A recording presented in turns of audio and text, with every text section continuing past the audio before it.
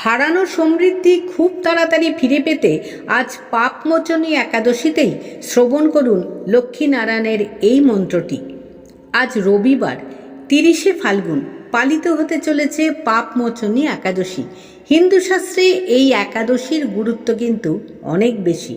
বলা হয় ফাল্গুন মাসের এই একাদশী তিথিটি পাপ মোচনকারী এবং একই সঙ্গে সৌভাগ্যদায়ক।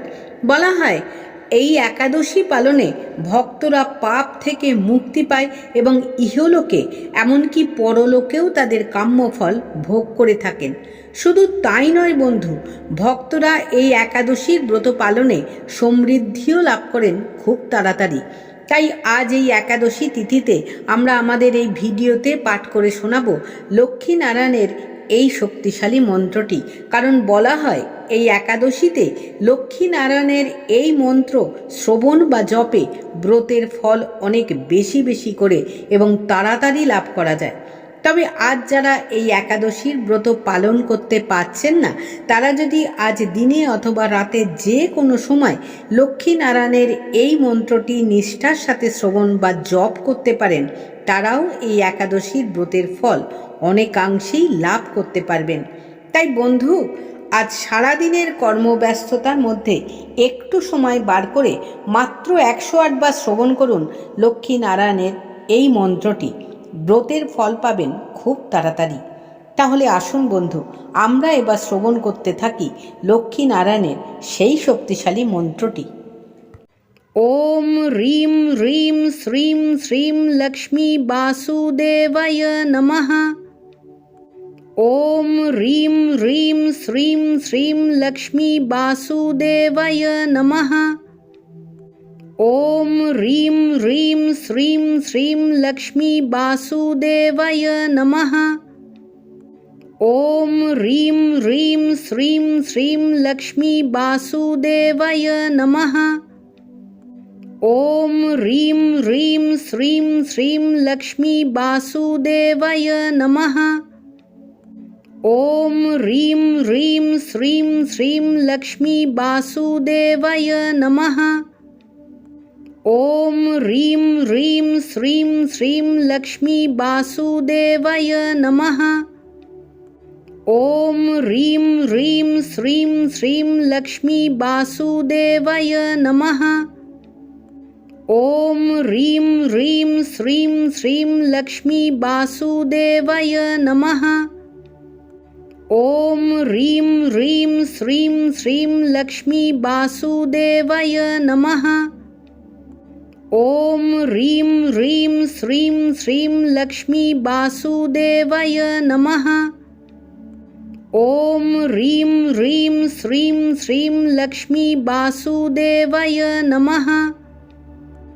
ওম হ্রিম হ্রিম শ্রীম শ্রীম লক্ষ্মী বাসুদেবায় নমঃ। ওম হ্রিম হ্রিম শ্রীম শ্রীম লক্ষ্মী বাসুদেবায় নমঃ। ওম হ্রিম হ্রিম শ্রীম শ্রীম লক্ষ্মী বাসুদেবায় নমঃ।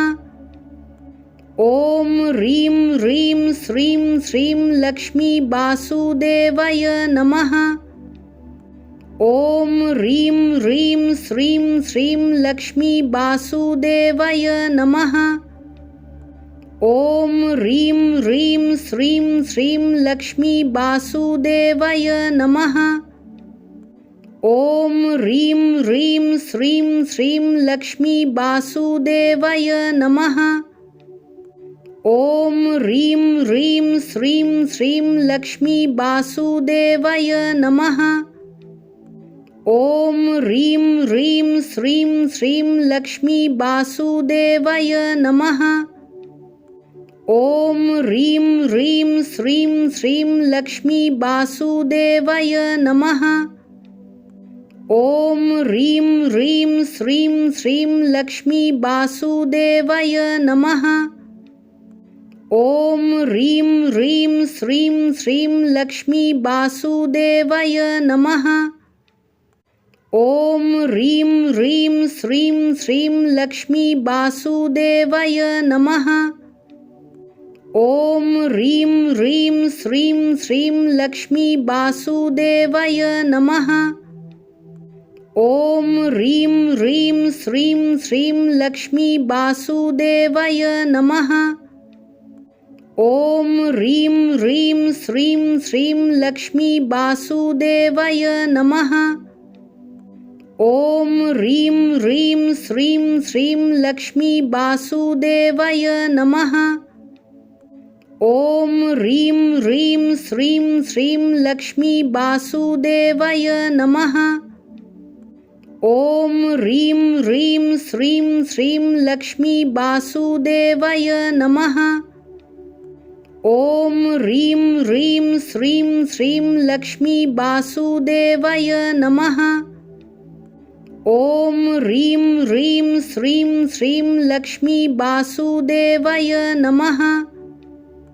ॐ ह्रीं ह्रीं श्रीं श्रीं लक्ष्मी वासुदेवाय नमः। ॐ ह्रीं ह्रीं श्रीं श्रीं लक्ष्मी वासुदेवाय नमः।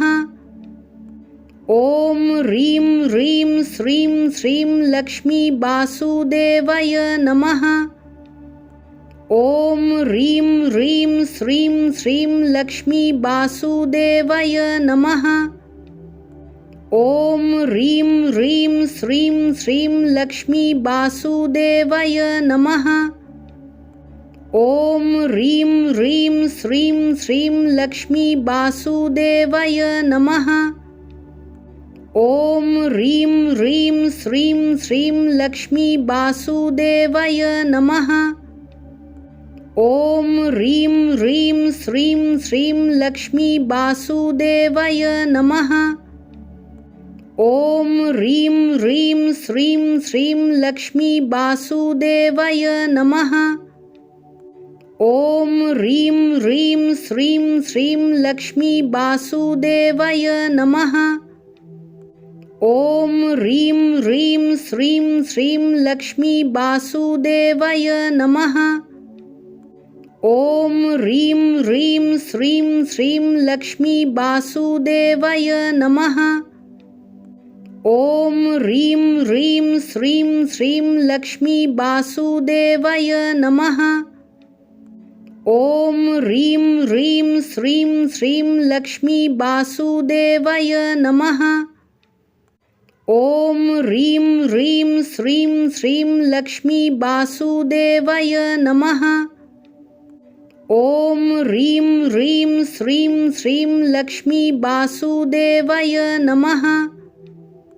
ॐ ह्रीं ह्रीं श्रीं श्रीं लक्ष्मी वासुदेवाय नमः।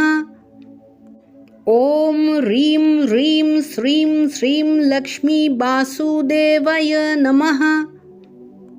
ॐ ह्रीं ह्रीं श्रीं श्रीं लक्ष्मी वासुदेवाय नमः। ॐ ह्रीं ह्रीं श्रीं श्रीं लक्ष्मी वासुदेवाय नमः। ॐ ह्रीं ह्रीं श्रीं श्रीं लक्ष्मी वासुदेवाय नमः। ॐ ह्रीं ह्रीं श्रीं श्रीं लक्ष्मी वासुदेवाय नमः। ॐ ह्रीं ह्रीं श्रीं श्रीं लक्ष्मी वासुदेवाय नमः। ॐ ह्रीं ह्रीं श्रीं श्रीं लक्ष्मी वासुदेवाय नमः। ॐ ह्रीं ह्रीं श्रीं श्रीं लक्ष्मी वासुदेवाय नमः। ॐ ह्रीं ह्रीं श्रीं श्रीं लक्ष्मी वासुदेवाय नमः। ॐ ह्रीं ह्रीं श्रीं श्रीं लक्ष्मी वासुदेवाय नमः। ॐ ह्रीं ह्रीं श्रीं श्रीं लक्ष्मी वासुदेवाय नमः। ॐ ह्रीं ह्रीं श्रीं श्रीं लक्ष्मी वासुदेवाय नमः। ॐ ह्रीं ह्रीं श्रीं श्रीं लक्ष्मी वासुदेवाय नमः। ॐ ह्रीं ह्रीं श्रीं श्रीं लक्ष्मी वासुदेवाय नमः। ॐ ह्रीं ह्रीं श्रीं श्रीं लक्ष्मी वासुदेवाय नमः। ॐ ह्रीं ह्रीं श्रीं श्रीं लक्ष्मी वासुदेवाय नमः। ॐ ह्रीं ह्रीं श्रीं श्रीं लक्ष्मी वासुदेवाय नमः। ॐ ह्रीं ह्रीं श्रीं श्रीं लक्ष्मी वासुदेवाय नमः। ॐ ह्रीं ह्रीं श्रीं श्रीं लक्ष्मी वासुदेवाय नमः। ॐ ह्रीं ह्रीं श्रीं श्रीं लक्ष्मी वासुदेवाय नमः। ॐ ह्रीं ह्रीं श्रीं श्रीं लक्ष्मी वासुदेवाय नमः। ॐ ह्रीं ह्रीं श्रीं श्रीं लक्ष्मी वासुदेवाय नमः। ॐ ह्रीं ह्रीं श्रीं श्रीं लक्ष्मी वासुदेवाय नमः।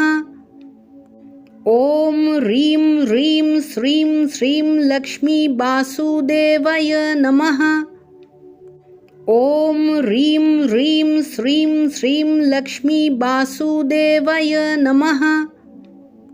ॐ ह्रीं ह्रीं श्रीं श्रीं लक्ष्मी वासुदेवाय नमः। ॐ ह्रीं ह्रीं श्रीं श्रीं लक्ष्मी वासुदेवाय नमः। ॐ ह्रीं ह्रीं श्रीं श्रीं लक्ष्मी वासुदेवाय नमः।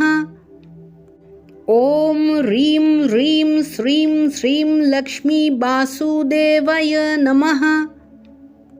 ॐ ह्रीं ह्रीं श्रीं श्रीं लक्ष्मी वासुदेवाय नमः। ॐ ह्रीं ह्रीं श्रीं श्रीं लक्ष्मी वासुदेवाय नमः। ॐ ह्रीं ह्रीं श्रीं श्रीं लक्ष्मी वासुदेवाय नमः। ॐ ह्रीं ह्रीं श्रीं श्रीं लक्ष्मी वासुदेवाय नमः। ॐ ह्रीं ह्रीं श्रीं श्रीं लक्ष्मी वासुदेवाय नमः।